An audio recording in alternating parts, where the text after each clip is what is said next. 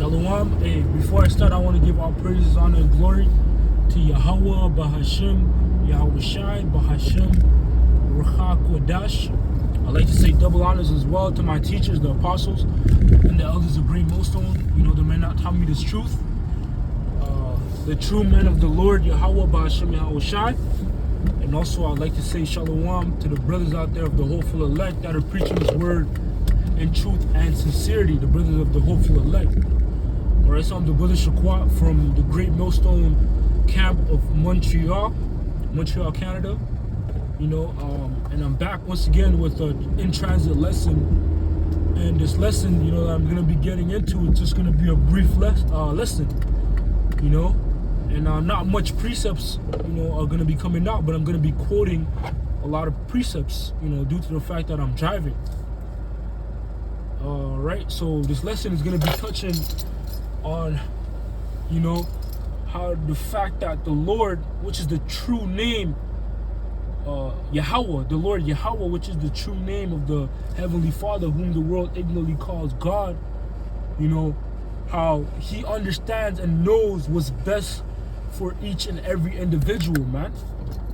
You know, which that makes the Lord Yahweh a true king. You know, but what we also have to understand is the fact that the Lord Yahweh have given all power and all authority, you know, over to His Son, Yahweh Shai. You see, so Yahweh Shai is the one that's in control of everything that's on the earth, you know, because that power has been given to Him from the Lord Yahweh, you know, which makes Yahweh Shai the second most powerful spirit ever, you know, under the Lord Yahweh, you know. And that's why Yahweh Shai is so important and, you know, and prominent, man, because He is second under Yahweh. You see, so, you know, and to get even to get one deep, to simplify it, Yahweh Shai, He's the one that created everything, you know. And with Yahweh Shai creating everything, you know, with Him having been received all power, you know, He created everything, right? You know, that's where you get Genesis 1:1. That's the true understanding of that book, you know, that chapter, Genesis, the first chapter, man. You know, you're gonna come to find out that the Heavenly Father Yahweh did not lace, you know, a finger, you know, to create anything on the earth. But what He did was He gave the blueprint to Yahweh Shai, which is His Son. And Yahweh Shai and the Elohim are the ones that got busy, you know, got hands-on with basically fulfilling the blueprint of the Heavenly Father Yahweh. You know, so when you get that word God in Genesis 1:1, it's not God as in plural, but it's God as in many, you know. Elohim, plural. That's in the Hebrew. Because Yahweh Shai and the other angels, they're referred to as the Elohim, as the gods or powers.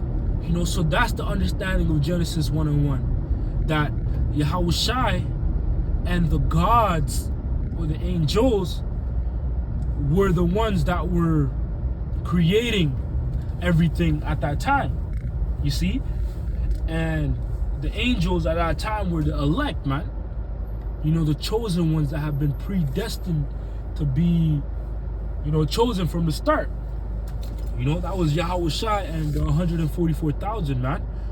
You know, so that's the understanding of Genesis 1:1. So, you know, with that, you know, being out the way, you see, when you create something, you know what's best for it, man. Like, for example, right, these different movies, all right, before these movies are filmed, you know, before that they are directed, you know, these different shows, these different animes, they're written first, you know, they're imagined. You see, they're written first, man. You know, they're thought of.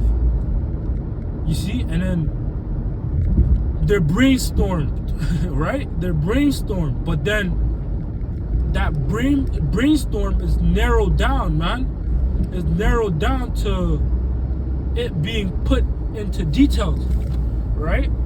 Because a brainstorm at first might be broad, man. It might be all over the place, right? But then it gets to the point where you stop brainstorming and then you put your thoughts together. You put the points that you brainstorm into categories, you know, and then you start to basically align it, man. You make it perfect, you know, so to speak. You know, and that's the case with these different movies. The point I'm trying to make is that it gets to the point where you understand and know, okay, yo, I'm gonna put this here for this reason, this for this, oh, this will be best here, you know. So that's what Yahawashi and Allahayim did, you know, having received the blueprint from the Heavenly Father Yahweh, you know, they knew to put H2O to make water, you know, and perfect it, you know, to separate the light from the darkness, the sun and the moon, you know. They knew to put the stars with the nighttime, with the moon, you know.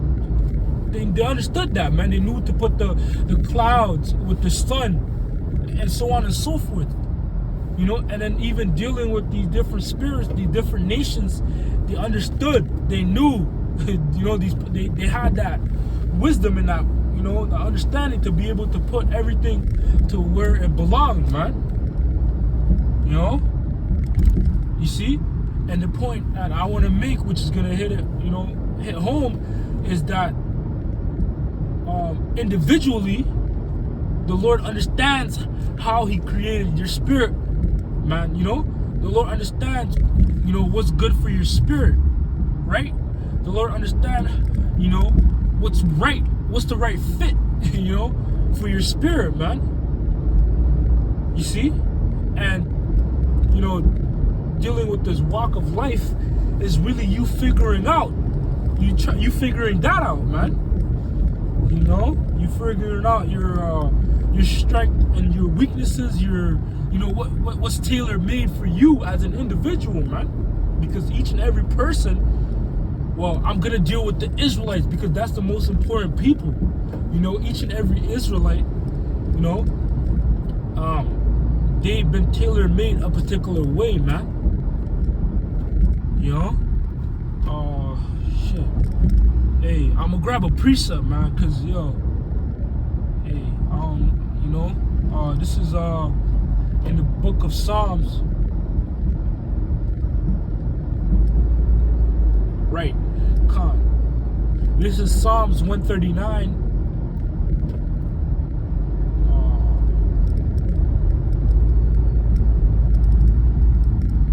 Yeah, Psalms 139, and I'm gonna start out verse 11. It says, if I say, and this is a psalm of King David, right? This, matter of fact, let me see, yep, this is a psalm of King David. It says, Psalms 139 and verse 11, it says, if I say, surely the darkness shall cover me, even the night, even the night shall be the light about me. Yea, the darkness hideth not from thee, but the night shineth as the day, and the darkness and the light are both alike to thee, right? So there's nothing you could do to hide from the Heavenly Father, man. Yahweh, Bahashem, Yahawashi, there's nothing you could do to hide, man. You know, because the Lord is, you know, He beholds everything that's going on the earth. You know, even the things that you might think are being done in secret, you're still exposed. You know, there's nothing you can do to hide, man. It says, matter of fact, you know what, I'm gonna pull over right here.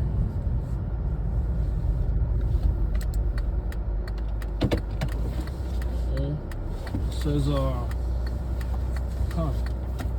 it says verse 13, for thou hast possessed my reins, thou hast covered me in my mother's womb. I will praise thee, for I am fearfully and wonderfully made. Marvelous are thy works, and that my soul knoweth right well, right? So King David, you know, he was an Israelite of the tribe of Judah, you know, the tribe, you know, of the nation of Israel, right? So he said that the Lord created him fearfully and wonderfully, man.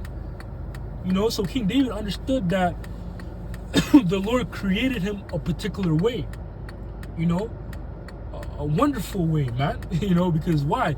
For one, King David was an Israelite, but not only that, he was of the tribe of Judah. You know, he was a son of Yahweh. That in itself, you know, that's a high and a wonderful thing, man, to be a son of Yahweh. You know, so King David understood his self-esteem. He understood that, you know, he was to be esteemed a particular way, man. He understood that the way the Lord created him was peculiar, right? You know, and King David understood that, you know, he understood.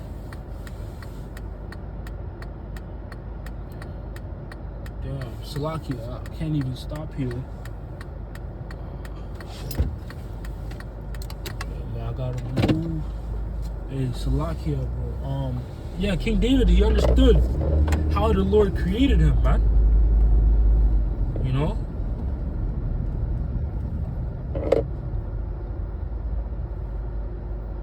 You see?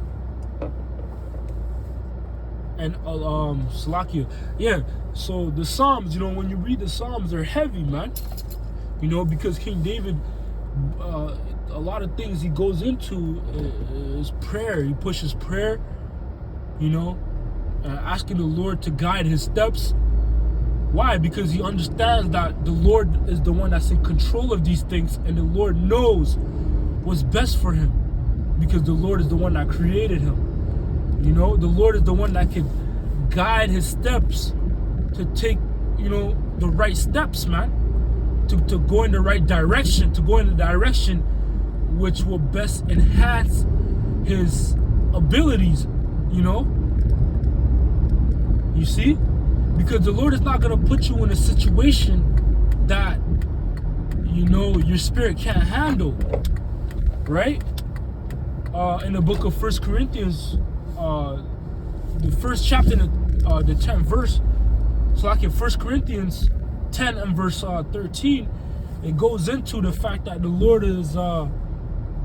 knows,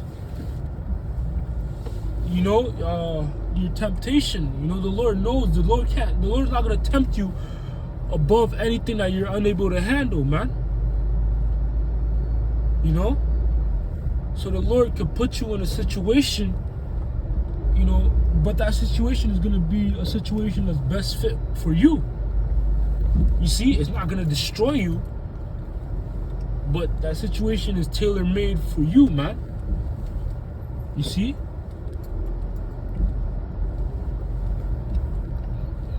God. Yeah, man.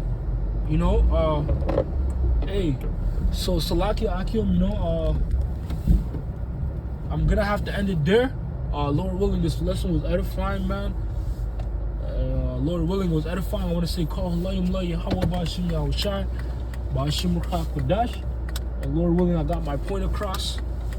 Until next time, man, I'll say Shalom.